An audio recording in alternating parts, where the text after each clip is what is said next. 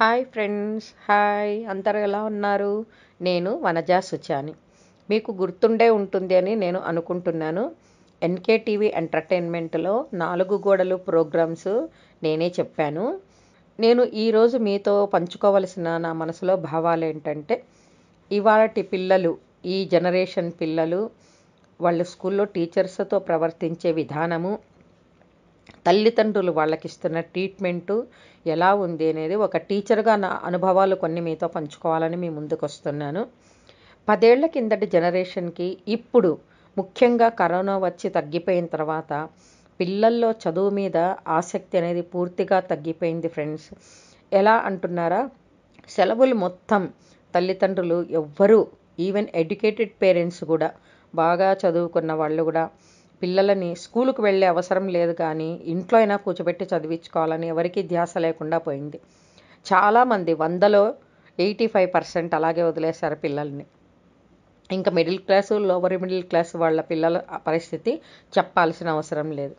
Corona తర్వాత స్కూళ్ళు మొదలైన తర్వాత పిల్లల్లో చాలా మటుకు చదువు మీద శ్రద్ధ అనేది లేదు. టైంపాస్కి వస్తున్నారు స్కూల్కి. చదవండి రా అని గట్టిగా టీచర్ ఏమైనా చెప్తే టీచర్ది తప్పు. టీచర్ మంచి మాట చెప్పినా కూడా ఇంటికెళ్ళి టీచర్ నన్ను అలా అంది, ఇలా అంది, లేనిపోనివన్నీ తల్లిదండ్రుల దగ్గర చెప్తున్నారు. మనం పిల్లల్ని గమనిస్తే వాళ్ళు అబద్ధం చెప్తున్నారా, నిజం చెప్తున్నారా అనేది తెలుస్తుంది. కానీ చదువు లేని వాళ్ళకి అంతగా తెలియదు. అలాంటప్పుడు వాళ్ళు టీచర్ దగ్గరికి వచ్చి అడిగే హక్కు వాళ్ళకుంది. ఎందుకంటే వాళ్ళ పిల్లవాడు బాధపడ్డాడు కాబట్టి అడగాలి. ఆ అడగడంలో అమ్మా ఏంటి ఇలా అయింది, మా పిల్లవాడు ఇట్లా చెప్తున్నాడు అని అడగాలి. అలా కాకుండా టీచర్ల మీదకి యుద్ధానికి వచ్చేస్తున్నారు. అమ్మ ఇలా జరిగింది, అలా కాదని ఆ టీచర్ కానీ, సదరు పనిష్మెంట్ ఇచ్చిన టీచర్ కానీ, లేదంటే యాజమాన్యం కానీ, స్కూల్ మేనేజ్మెంట్ కానీ అలా జరగలేదు, ఇలా జరిగింది అంటే పిల్లల మీద గుడ్డి ప్రేమతో పిల్లలు చెప్పే అబద్ధాలే నమ్ముతున్నారు తప్ప టీచర్లు చెప్పే మాటలు వాళ్ళు నమ్మట్లేదు. ఇది ఒక కారణం పిల్లలు చెడిపోవడానికి. ఎందుకంటే ఇలా ఒక 4-5 సార్లు జరిగితే ఆ పిల్లవాళ్ళకి ఒక భరోసా వచ్చేస్తుంది. మేమేం చెప్పినా మా అమ్మ నాన్న నమ్ముతారు, టీచర్లనే తిడతారు అనే ఈ ఆలోచన ఒక్కసారి పిల్లల బుర్రలో పడిపోయిందంటే వాళ్ళు దానికే అలవాటు పడిపోతారు. ఇంకొక కారణం విపరీతమైన గారాబం.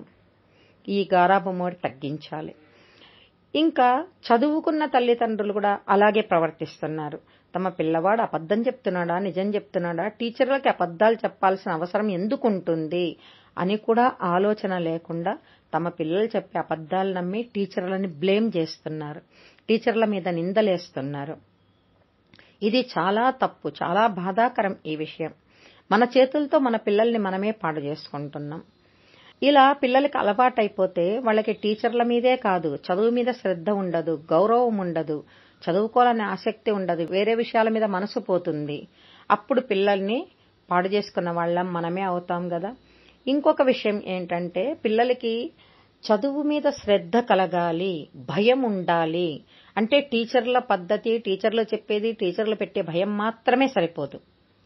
పిల్లలు ఇంటికి వచ్చిన తర్వాత ఒక్కసారి ఒక్క అరగంట టైం తీసుకుని చదువుకున్న తల్లిదండ్రులు వాళ్ళు ఏం రాసుకున్నారు, ఆ రోజు క్లాస్ వర్క్లో ఏం చెప్పారు, ఈచ్ అండ్ ఎవరీ సబ్జెక్ట్, 6 సబ్జెక్టులు ఉంటాయి పిల్లలకి 8th క్లాస్ వరకు. ఆ 6 నోట్బుక్లు, క్లాస్ వర్క్లు తీ, నీ నోట్బుక్ బయటికి తీ, నీ క్లాస్ వర్క్ బయటికి తీ అని ఒకసారి చెప్పి ఆ రోజు క్లాస్లో ఏం చెప్పారు పిల్లలకి, వీళ్ళు ఏం చదువుతున్నారని ఒక అరగంట తల్లి కానీ తండ్రి కానీ పిల్లలకి టైం కేటాయించగలిగితే, సమయం ఇవ్వగలిగితే, అలా అలవాటైతే రోజు ఒక 10-15 రోజులు అయ్యేసరికి ఆ పిల్లల మనసులో కొద్దిగా భయం వస్తుంది.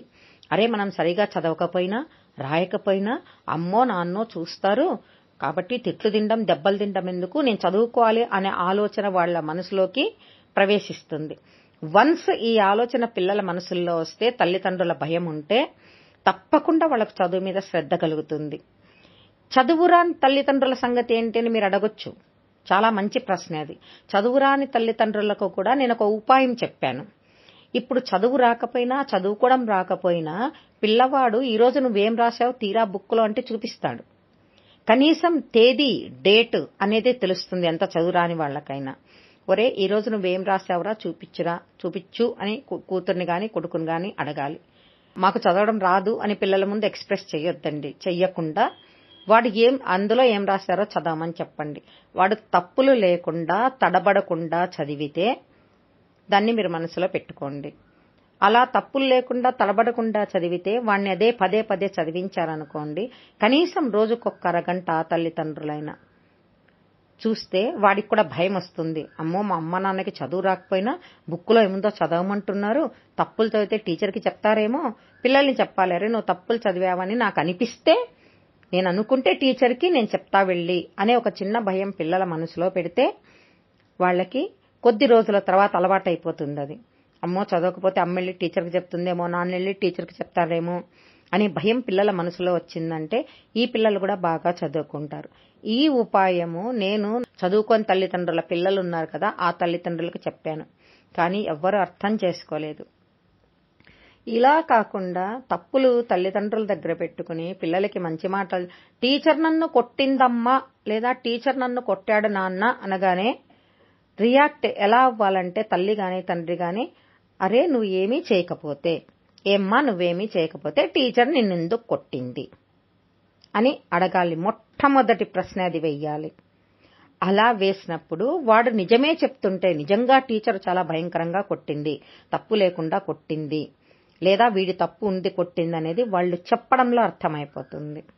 ఒకవేళ వాళ్ళు అబద్ధం చెప్తున్నారని మనకి తెలిసినప్పుడు, ఒరే నువ్వు అబద్ధాలు చెప్తున్నావు, నేను వెళ్ళి టీచర్ని కనుక్కుంటా, నువ్వే తప్పు ఉంది అంటే నేను టీచర్ దగ్గరే నీకు పనిష్మెంట్ ఇస్తా అనే భయం పిల్లలకి పెడితే వాళ్ళు తప్పకుండా నిజమే చెప్తారు.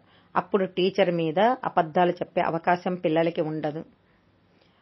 మనం తెలుసో తెలియకో నేర్పిస్తున్నాం పిల్లవాళ్ళ మీద ప్రేమతో, మన పిల్లల మీద మన ప్రేమతో. టీచర్ కొట్టిందనగానే నా కొడుకుని నా పిల్లల్ని ఇంతలా కొట్టిన టీచరు అని కోపం వస్తుంది. కానీ టీచర్ ఎందుకు కొట్టింది పిల్లవాడిని అని ఒక్క క్షణం ఆగి ఆలోచించగలిగితే పిల్లల భవిష్యత్తు ఎంతో బాగుంటుంది. ఇవాళ రేపు స్కూల్స్ అంటే అందరికీ చాలా భయం అయిపోయింది. అసలు ఒక్కొక్కసారి నాకు అనిపిస్తుంది, టీచర్గా ఎంతకన్నా పని చేస్తున్నానా, దీనికంటే ఎక్కడన్నా 4 ఇళ్లలో వంటలు చేసుకుని బతికినా కూడా మర్యాదగా ఉండేదేమో. ఒకప్పుడు టీచర్ అంటే చాలా గౌరవం ఉండేది. ఒక సేయింగ్ కూడా ఉంది నాకు తెలిసినంత వరకు, మన ప్రపంచంలో మోస్ట్ రెస్పెక్టబుల్ జాబ్ ఏది అంటే టీచింగ్ అని చెప్తారు. మోస్ట్ రెస్పెక్టబుల్ పర్సన్ ఎవరంటే టీచర్లు అని చెప్తారు, విద్యను బోధించేవాళ్ళు అనేవాళ్ళు. అలాంటి విద్యని తల్లిదండ్రులు కావచ్చు, మేనేజ్మెంట్ కావచ్చు, టీచర్లు కావచ్చు, స్వార్థం కోసము వాళ్ళ స్వార్థానికి వాడుకుంటున్నారు. నా ఈ మాటలు వింటున్న అందరికీ నాదొక చిన్న విజ్ఞప్తి, ఒక చిన్న కోరిక. నేను ఎవరిని నింద చేయాలని కానీ, ఎవరినైనా చెడ్డ చేయాలని కానీ, ఏ స్కూళ్ళనైనా సరే, ఏ టీచర్లనైనా సరే, ఏ తల్లిదండ్రులైనా సరే ఎవరి మీదో నిందలు మోపాలని, వాళ్ళ తప్పొప్పులు ఎత్తి చూపించాలని నేను మాట్లాడట్లేదు. నేను మాట్లాడింది ఎందుకంటే మనలో కొంచెం అటు టీచర్లలోనూ ఇటు తల్లిదండ్రుల్లోనూ కొంచెం మార్పు వస్తే, కొంచెం ఆలోచించగలిగితే భావి భారత పౌరులు మన ఈ పిల్లలు, ఇప్పటి జనరేషన్ బాగుపడతారు. పిల్లలు పౌరులు, భావి భారత పౌరులు బాగుపడితే మన సమాజం బాగుంటుంది. సమాజం బాగుంటే దేశం బాగుంటుంది. ఒక తల్లిగా, ఒక టీచర్గా నా ఆవేదన మీ అందరితో పంచుకోవాలనిపించి మాత్రమే చెప్పాను మీకు. ఫ్రెండ్స్, ఇంకొక మ్యాటర్తో ఇంకొక విషయాన్ని తీసుకుని మీ ముందుకు వస్తాను మిమ్మల్ని కలుసుకోవడానికి.